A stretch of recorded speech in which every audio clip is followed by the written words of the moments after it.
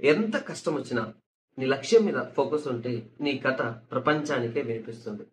30 days 30 UPSC success stories లో భాగంగా ఈ రోజు మన హీరో వచ్చేసి గోవింద్ జైష్వాల్.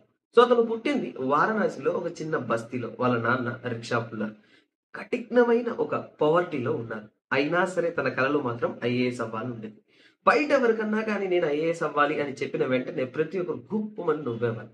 సో ఇలాంటి ఒక పరిస్థితుల్లో ఎకనామిక్ స్టెబిలిటీ లేదు, పవర్టీ ఉంది, కరెంట్ లేదు, బుక్స్ కొనడానికి డబ్బు లేదు, చదువుకోవడానికి పరిస్థితులు కఠినంగా ఉన్నాయి. వాళ్ళ నాన్న చెప్పిన ఒక మాట గుర్తుంది.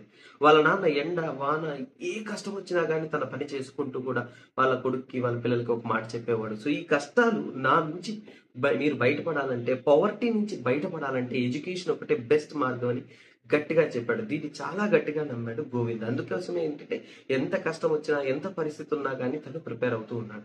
ఐఏఎస్ ప్రిపేర్ అవ్వడానికి ఒక ముఖ్యమైన క్వాలిఫికేషన్ ఏంటంటే మీలో ఉన్న పట్టుదల, మీలో ఉన్న డిటర్మినేషన్.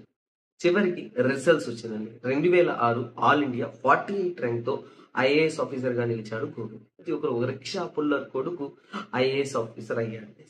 సో ఇక్కడ స్టూడెంట్స్ మనం తెలుసుకోవాల్సిన చాలా ముఖ్యమైన విషయం ఏంటంటే పవర్టీ అనేది మీకున్న ఒక పరిస్థితి మాత్రమే మీ గుర్తింపు కాదు.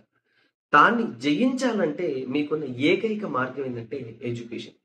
Success is the best revenge to the inequality in the society. So కష్టపడి చదువుకున్న ప్రతి ఒక్కరు కూడా లైఫ్ లో సక్సెస్ఫుల్ అవుతారు. మీరు కూడా సక్సెస్ఫుల్ అవుతారు. Thank you.